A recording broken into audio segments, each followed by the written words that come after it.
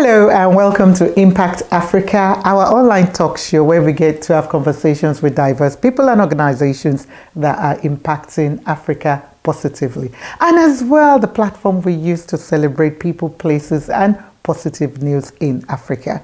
My name is Dr. Kemi Akeode Adebayo, also known as Dr. Mama K. And in today's special edition, we will be celebrating 3 inspirational South African volunteers because, yes, it is Mandela Month, where we celebrate the birthday of Tata Mandela, which was on the 18th of July. So we will be featuring 3 amazing guests who have been doing so much in the community.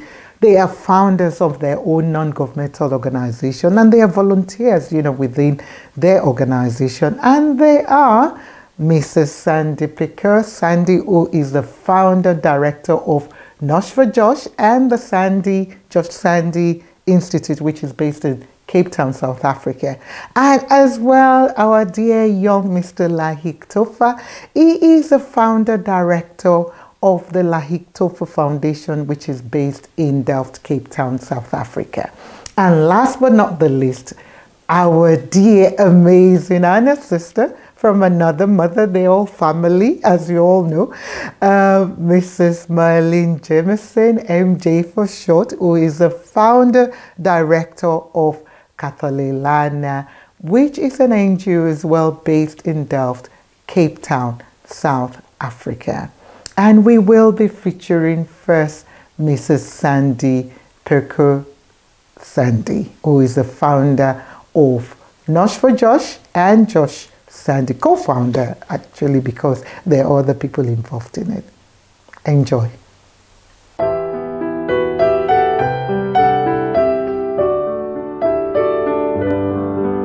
Okay, well, yes, this is the brain behind the voice of Joshua. Sandy, I wouldn't say anything.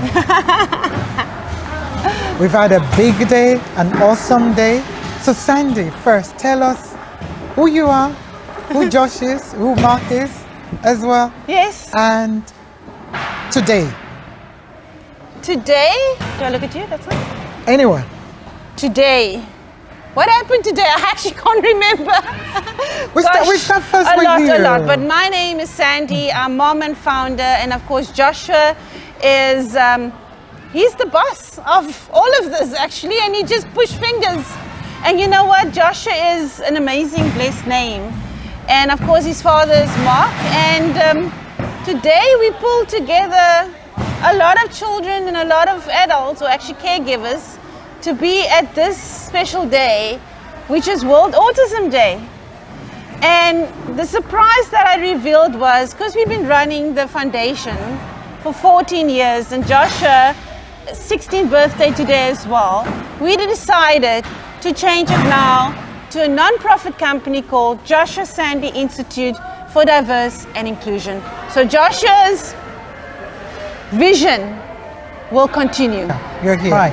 So now, Joshua, how long has Institute? What should we look out for next, now that it's a non-profit company? Okay, we are now ready to apply for funding. Nedbank is here with us. We've got active ambulance. Joshua Sandy Institute is all about educate, the coaching of the child and the parent, the wellness, which is active ambulance, the skills developed, which is myself, Buta Yusuf, and he couldn't make it, and his wife, which is the kitchen coordinators. Economic growth, again, we're pushing in Nedbank, so every child always has a savings account open. I mean, Nedbank open up savings account for all the children. And then, of course, we want to take the cookies and push it into retail. So the cookies can be basically bringing in income so the child can earn a stipend. Imagine your child earning a stipend that has special needs. And yes, I'm taking this journey because of Joshua, but I'm passing it on to create awareness to other parents and giving that hope and say, you know what, you're not alone. So what for you would help you right now? Because I know you've spoken about Nedbank, you've spoken about other, Blue Ribbon, who are supporting, Grand West Casino, who have given you this amazing venue. Amazing venue, and a lot of other people. Wow. Yeah. So what other needs would allow you and Joshua to fulfill the need and be the voice for those with autism? Joshua needs transportation. We basically did this with my car. I've even transported, and I know, we even used the ambulance to drive up and down. I mean, Active Ambulance has been amazing. Grand West has been amazing, and I thank them. Cola Boxes, all the companies has been amazing. But we need funding. We need a kitchen to make this dream come true. And it's no longer a dream, it's a reality now. It needs to kick in. So transportation to reach more special needs children. I mean, last year we did 22,000 cookies. We did over 33 community bake-offs from upcountry all the way up to Cape Town. The demands is becoming bigger. Johannesburg is asking us to come out. Durban is coming out because of the special needs child. And you know what? Baking a cookie with this child takes all that anxiety and anxiousness away. And for us to create that, no. Joshua Sandy Institute to create that. All I can say. And what you're saying, then I'm going to wrap up, because I know you have to go. They're needing you somewhere. I've tried all day to get you, but I know this is us closing now. I saw the fact that you got people, the community, the corporate, everybody working in collaboration, the circle, of support, that you have is just amazing and just, so encouraging. It just shows the resilience, that you have, the growth, that Joshua Sandy Institute has been about, even though it's new, but based on how it's evolving, gradually. For sure. What stood out for you today? What specifically stood out for you? You know, when I called everybody up to create that circle of support, and I actually could see, wow, I pulled a team, I pulled support, and I still don't know how I pulled it off. And you know, it's by God's grace, even with Joshua being in and out of hospital, it's God's grace, and it's your faith needs to be so strong. And sometimes, yes, I have my moments when I cry, you know that. You need to stand strong, because I need to be strong for my son and for myself. Yes, my husband is there, but when you have a special needs child, you need to have that double strongness. And what I can say for today is I'm extremely, extremely blessed to pull off an idea and make it a reality. Like, I'm going from 40 and I'm pushing it to 1,000. Last year, 2nd of April, we had 40 guests. June, we had how many? 500. And today? 1,000. And how many cookies? 10,000, come on. Oh my word. You should be proud of yourself. Sandy, I celebrate you. I celebrate you. Well done. God sees you. God sees you. God sees you. And He'll continue to put that circle of support around you. You just hit me. Look after yourself. Keep being the voice for your son, and you're changing lives. You're impacting lives. You're making a difference. So continue to stand strong. Oh, gosh. Stand strong in your faith. And Joshua Sandy Institute is going to go places. I know. The bus will come. The funding will come. Thank you. Don't be in a hurry. Don't be in a hurry. The struggle is real. The struggle is really, really real, and it's affecting us. But you know what? You keep going. Always going, no matter what. You keep going. So I know you're a bit emotional.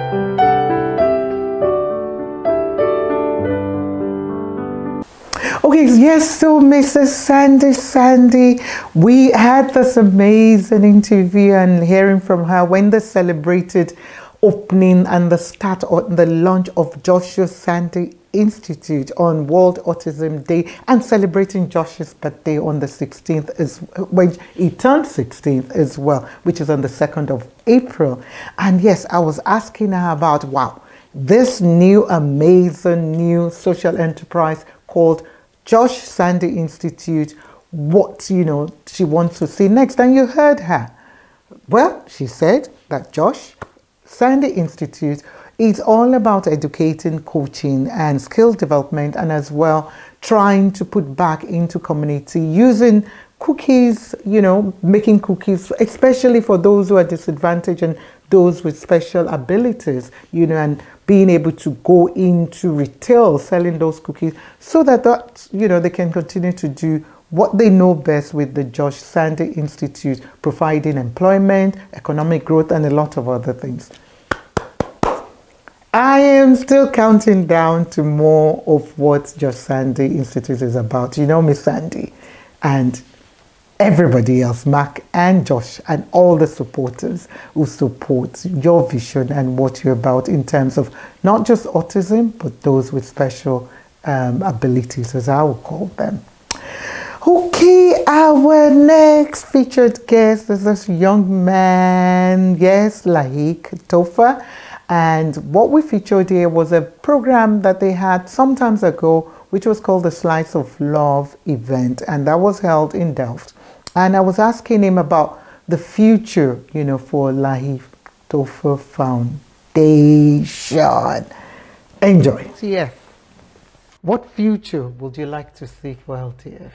Wow, I think like it's good that you asked that question, Mama Kay, because 10 years from now, I'd like to look back at this interview and reflect on it. So one of the dreams or the goals for the organization that I have is to open a facility in Delft where we can develop the children, where we can open more resources to the children of Delft, and also provide them with the facilities to come and do the homework with the assistance of volunteers, make use of internet facilities, play facilities, a safe environment for kids to play. That is one of my goals for the organization. So I hope 10 years later I'll look back at this interview and say, sure, I achieved where that. am I? And you tick the box. Yeah. No, I'm sure you will definitely achieve it, because like you said, it's about setting goals, and you set that goal for yourself, and it's about having the right people and the right mix, which, you know, through the volunteers and, you know, the mission of your organization, I think you have a lot to be proud of, and you're getting there.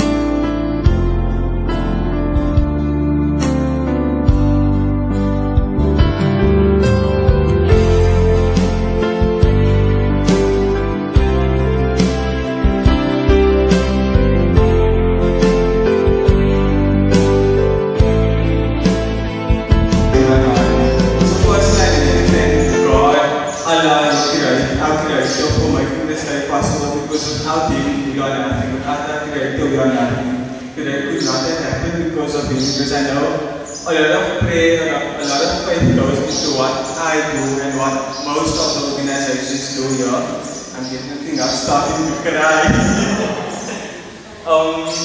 I just want to say thank you definitely to Blue Ribbon Bread for joining hands with us, Jacob's Jam Company for generously donating all the jams. They've been supporting our work since we opened as an organization, and I've never ever met with the founder of the company, but they've been sending jam to Delft since January 2021. So thank you to them, thank you to Blue Ribbon Bread.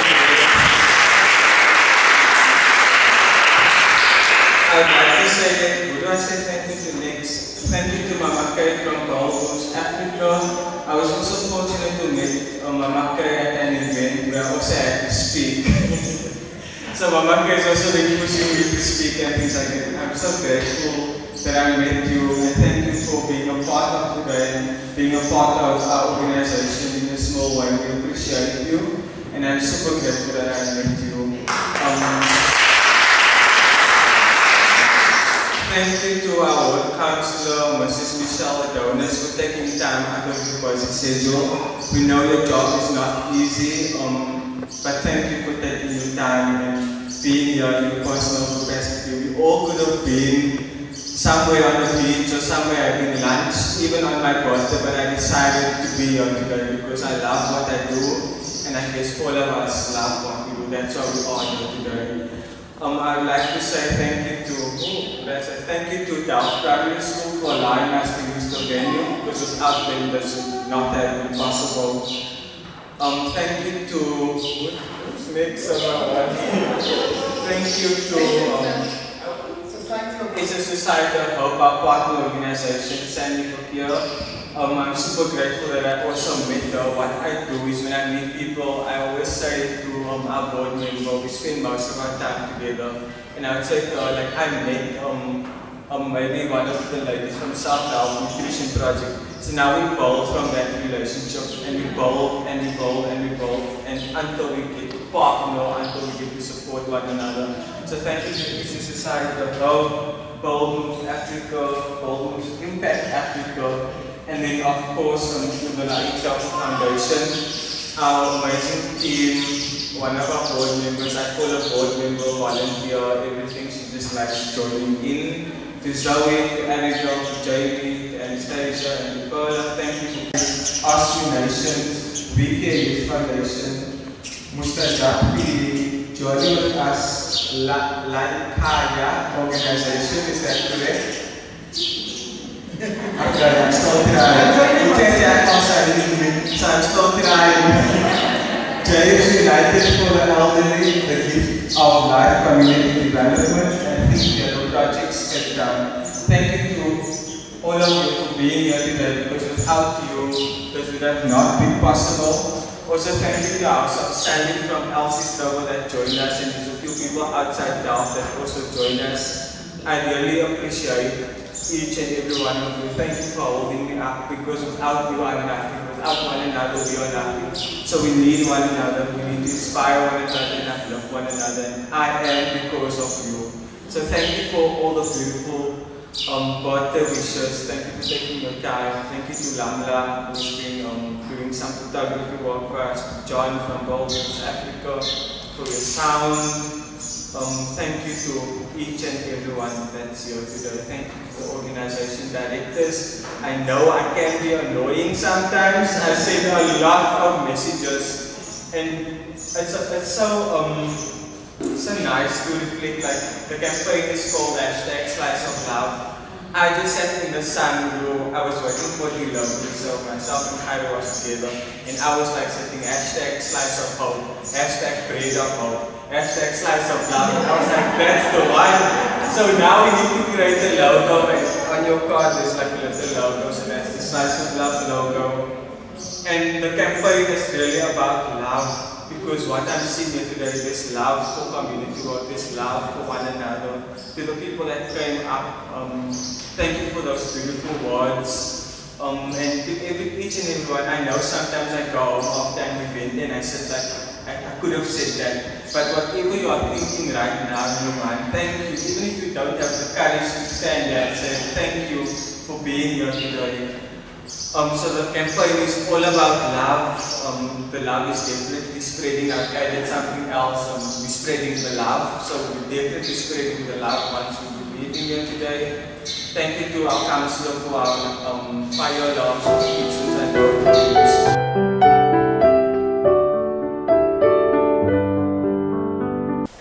So you heard Laeeq there, where he was talking about the fact that yes, you know, for him with Laeeq Toffar Foundation, they want to be able to support, you know, young children in terms of their homework, and they're hoping to get a facility. And this was a conversation I had with him, and extract as well from the video from the Slice of Love. Believe you me, we are due for a top-up follow-up interview, because yes, the Laeeq Toffar Foundation are based at the Hope Center, which is in Delft, and they are doing amazing work with the young children in Delft. So watch out for this amazing young man and all the volunteers and directors who support him, his vision, and what Laeeq Toffar Foundation is about. Thank you. Okay, last but not the least, we are going to have Mrs. Marlene Jameson, who is the founder director of the Khathalelana NGO. Don't mind me, I'm having senior moments. And enjoy.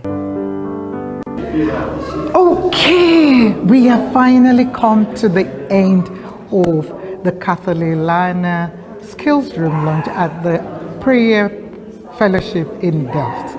And we started with this amazing, dynamic, selfless young lady called Marlene Jameson, MJ for short, who has been the brain behind this. She's an introvert, as she keeps reminding us all, but very humble, very gentle, very detailed, very particular about, you know, how she sows and puts back in the community. So you've heard all the talk, you've seen all what has been happening till now with, you know, from the prayers to the launch of the, you know, the skills room itself, and all the messages everybody has been sharing. And it is because of this amazing, I know I love the word amazing, but when I say amazing, double amazing. Fine lady here beside me. So we're just going to ask her how she feels about everything, and yeah, some ideas, sis. And so we can breathe. I can breathe.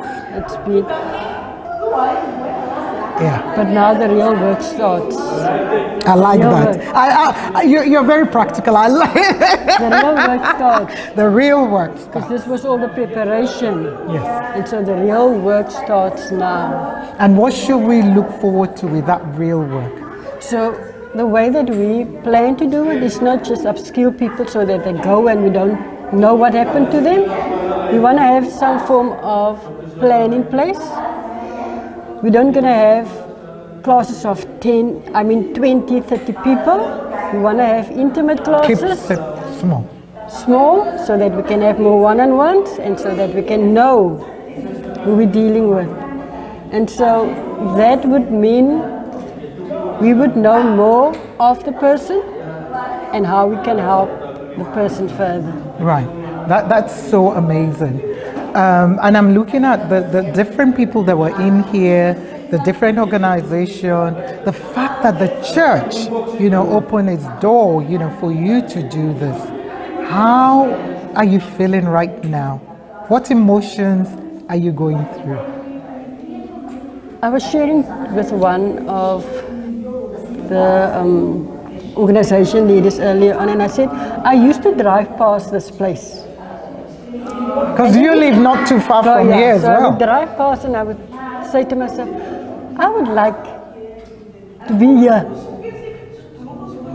And so that's a secret, so it's no longer a secret. I used to say that, I like the place, I like the space in front. Yes, I just like the simple, is welcoming, practical. And there's just a welcoming feeling, you know, as and well. So in the today place. a puzzle of mixed emotions.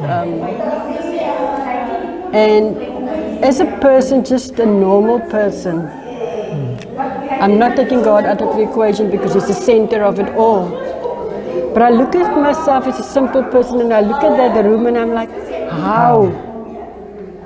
And then I become And on the very short time, because this was only birthed in August. August, just the idea.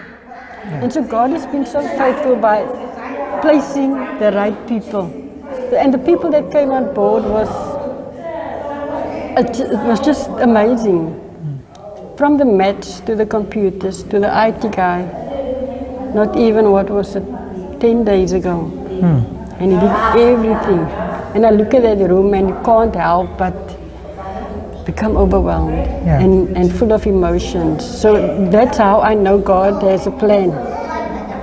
And so for me to be obedient to His calling, and sometimes, I think I mentioned that to you last year, that we needed to do some change to get to the next place where God wants to take you to. Feeding is a good thing, we help people. But this was, how can we help teach people how to fish instead of just handing out fishes. So I'm humbled, there's just no words to say how I feel. I'm actually glad this part is done. I'm glad for all the people that was here today that can support us. We live in this area, and I want to mention this as well. And I said to God this morning, I'm not going to be paralyzed because we live in this area where fear is going to get hold of us and then miss the vision or the cause that we need to do. If God has called me for this, He will take care of the rest of it, as God has done thus far. Now, kudos and well done. I see you, I salute you. And, you know, like you said, the work has just started. However, God knows the plan already. You didn't know that. He already saw this even before you knew it. And He keeps putting the right people along the way and the right resources along the way. Let me ask though, before we conclude now, what are your immediate needs for Khathalelana now, right now? Because I know you said earlier that you will want to pass on the baton to the young one. So what are your immediate needs, and are you walking towards how you're going to pass on that baton to somebody else to step in? So our current needs would be minor things on the outside of the building, and then we also look at something that, because the room is small, you may need a air conditioning system. Very small, compact, but very powerful because the room was not big. Yes. And then we would definitely like for someone to come alongside us and say, the gate there in front, there's no small gate. So that means every time you come, you still have to get out. And if that gate can be automated, we would love that. Right. Well, that's not too much to ask, and I hope you never know. We put it out there, you never know where it might come from. So when are you expecting the first set of people to come in? So our first, that is what I'm excited about. As I said earlier, the real work starts now. So on Tuesday at 12 o'clock, our first group of people will walk through that door and we will welcome them. Right. And like I said, no age restriction. We want to not just empower the youngsters, the unemployed, but we also want to do it for mothers. Because if mothers are empowered, they can help the children. Correct. And so many times you get children, mommy, what the mother? And so in that case, we want to help mothers at home as well. All right. Well, my sister, like I said, I salute you. And thank you to Mr. Jameson as well for, you know, being behind you, with you, by your side. So I hope he's listening, because if he's not there as well, I know God is there, but having him next to you, I know I can relate to it, makes it easier. So I salute you again, and we love you. We really pray that God will continue to guide you, to give you wisdom, the resources, and everything that you need so that you're able to continue to impact lives in ways that your legacy will live. It will outlive you. It will outlive you. So now I want you to lastly share any words of advice or encouragement to anyone. I'm not even going to say young people, whoever, maybe young person that wants to start an NPO or that started, or another older people, please. I would want to encourage people that want to do whatever is their desire on their heart. Just start. It doesn't matter how small. If your heart is in the right place to do whatever you need to do, you start, the rest will all follow. And I want to leave you with those words. Powerful words. Just start. Just start. Yeah. Just start. 2 words. Just start. Well, that's all we've got time for today. And on Impact Africa, we keep sharing wonderful stories like this of people, organizations who are positively impacting lives wherever they are. Remember, God is love.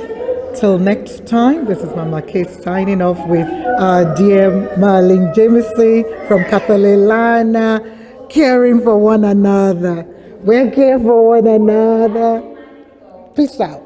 God bless.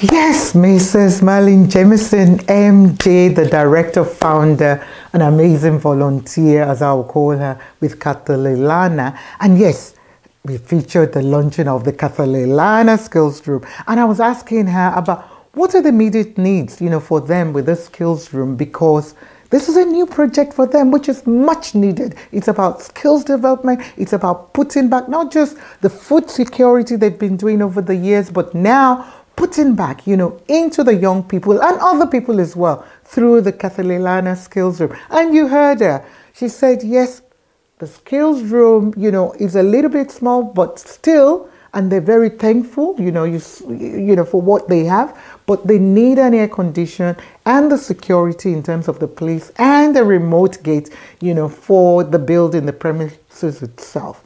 So if you're able to help, we will be sharing the details, like the other details for the other 2 organizations at the end of this program, so that if there's any way you can help them. I know, yes, there are different things that we're all talking about, and we celebrate our amazing 3 amazing leaders, not just, leaders, but servant leaders in terms of what they do. They are behind the scenes, on the grassroots, doing amazing things. So I know with Josh Sandy Institute, they're looking still for a kitchen to make their cookies and a lot of other help with the food ingredients they use. Thank you to all their supporters, who are supporting in various ways. I don't want to name all of them because I know there's so many of them doing amazing work, with them. And then to the Laeeq Toffar Foundation, and now, them being in the Hope Center, providing this